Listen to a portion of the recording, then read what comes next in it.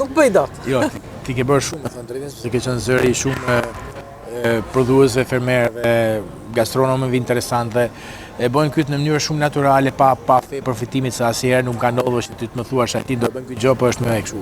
Siç ndodh shpesh në disa media, kështu që jam shumë i njohur për këtë pjesë, sepse ke qenë dritare, tamam dritare për shumë zona rurale të Shqipërisë, duke kriju, duke thënë demokraci, duke thënë zot voglit dhe atij që nuk ka mundësi të paguajë për diçka. Dhe kjo është nevoja më e madhe që kam për këtë vit, që pavarësisht se si shkojnë gjërat me turizmin, me ndërtimin, me ekonominë, të cilat nuk varen prej nesh, ajo që është mikro dhe varet prej nesh, është për të dhënë atë që mendojmë. Dhe ti je një prej njerëzve që i ke dhënë zë faktit të asaj që është në tokë, të vidhet, serviret, të shitet, të monetizohet, të trajtohet me gjithë dinjitetin që ka.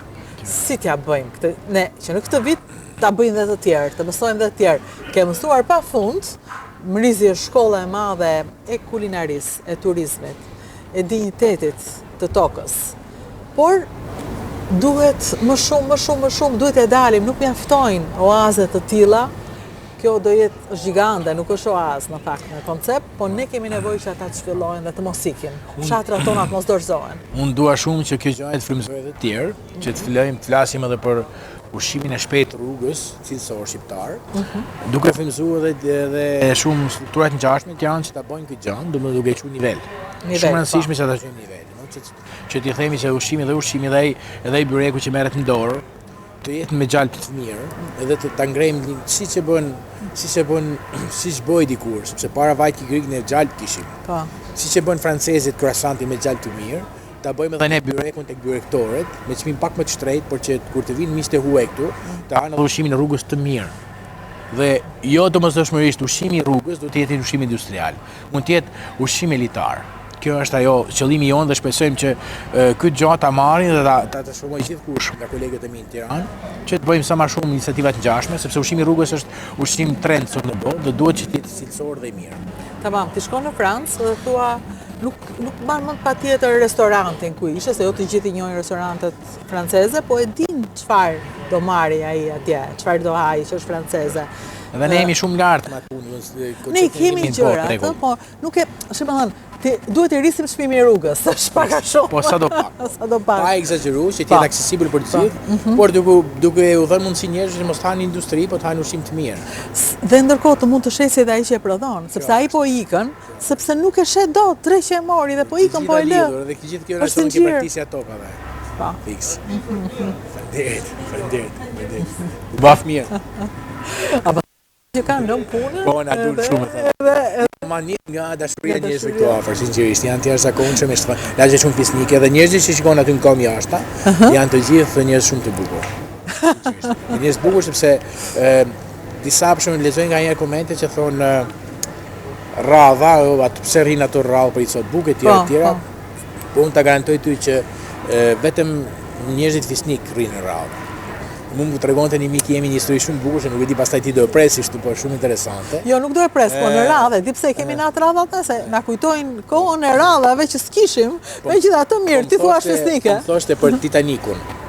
Kur u mbyt Titaniku, është nxjerrur një statistikë që personat që u mbytën më shumë ishin anglezët, për arsye se ato ishin të vetmet që qëndruan në radhë në rast emergjencë. Dhe ato ndryshe nga etnitë e tjera që u turrën to vun para gratë fëmijët dhe netën rrallë si zotnik. Dhe kur e panë se s'ka më varka, kanë vu papionin, smokingun, dhe me një gotë verë ose një gotë konjak kanë pritur fundin e jetës, por me dignitet. Do të thënë, mendoj se radha është dignitet. Dhe po ta shikosh, njerëzit që presin rradhë janë gjithë njerëz fisnik. Dhe jam shumë i lumtur, sepse ndryshe ju ne jemi mësuar Shqipëri dhe dim shumë mirë edhe ke aeroporti se si bëhet radha këtu. Radha këtu këne është piri. Kurse këtu këne jo. Njerëzit vinë, rrinë, edhe ka një varg të gjatë ku asnjëherë nuk ka debat. Edhe jam çuditë shumë. Kjo tregon që publiku që na ndjek është publik fantastik. Dhe unë i vlerësoj, jam shumë i njohës. Sa e bukur se jo vetëm ka radhë, po dhe ata kanë respekt për radhën, se jo, duke kaluar një nivel tjetër, jo në radhat e dikurshme. Radha tani për shembull, si kush e prek radhën, ai që mendon se vlen më shumë, dhe ai thot futet pa radhë. Po kjo është. Prish gjithçka. Prish gjithçka, po pra. Kjo është çështja. Po në fakt këtu nuk ndodh, edhe jam shumë i lumtur. Kështu që ke shumë çfarë merr në këtë vend, edhe etikën e punës, edhe dashurinë për tokën, por shumë çka tjetër. Prandaj erdha këtu. që të bëj gëzuar dhe me një gotë verë të urojmë 2026-ën për njerëzit e punës. Kjo është ajo çfarë unë kam merak dhe besim. E vetme që se të tharathon është puna. Puna jote e duarve tuaj, mendjes tënde, ajo është. Tani ke edhe një vend të bukur që e merr verën. Po, do shkojmë ke Sandra që po pjek gështenja me betonjere. Shi. E kemi riciklu betonjeren dhe pjekum gështenja me betonjere.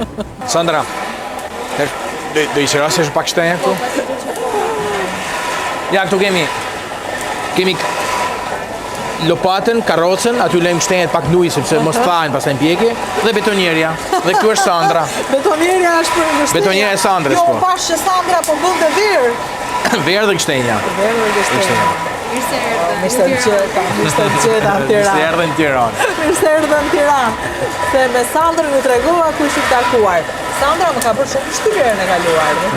Më pëlqeu shumë dhe me aq shumë gjuhë që fliste me atë përkohshmërinë.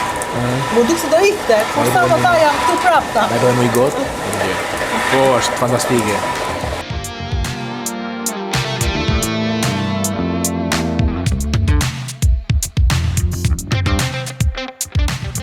Ndërkohë, vera e Sandrës, ta jep Sandra apo e merr këtu? Atje vera e Sandrës është sezonale për dimër dhe është atje.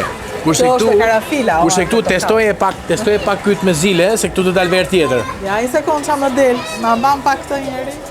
Dhe ja pse kemi shkruajt Wine Garden, domethënë është kopshti verës. Një sekond. O sa e bukur kjo, si ke shtëpia ime në larg. A më falë njeru, ka bravo. Ja, se ta hape pak. Hajde, kaloni, vazhdoni jo. Semra voke. Shpirt.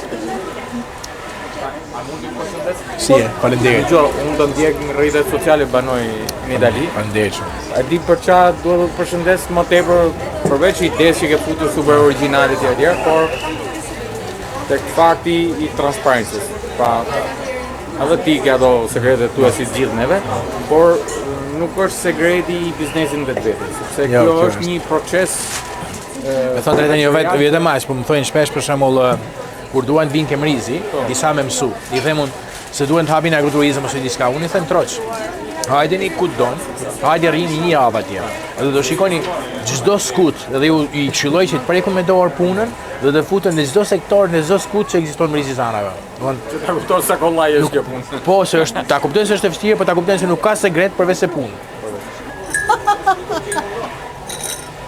Qika me njerë, po mirë, nuk porositit ku që atë bardh. Aja, unë, po, edhe porosit, ka bërë dhe i rosit. Gëzuar. Atere, nuk ka vënd më të mirë, se sa vëndi ku punohet, dhe puna pëlqehet. Se nuk është bëzë puna të punosh, po dhe të pëlqehet puna jote për të bërë gëzuar. Paqim një 2026 me punë plot. Punë që pëlqehen, edhe që shtohen. Nuk e di, kaq dua them unë. Kalamaja, doni thoni ndonjë gjë për 2026-ën? Si t'jetë? Gëzuar, si t'jetë 2026-ën? Se mu thash me punë, ju si e doni? Unë 2026 është shumë i bukur. Shumë i bukur 2026. Jo me lufta. Nuk do ma lufta, bravo. Fantastike. Gëzuar. Ja, e kjo na dha mesazhin më të mrekullueshëm, dhe nuk du ma lufta, tha. Duam paqe punë dhe paqe punë i mirësi. Jetë për vetë dhe fëmijët tanë. Gëzuar. Faleminderit.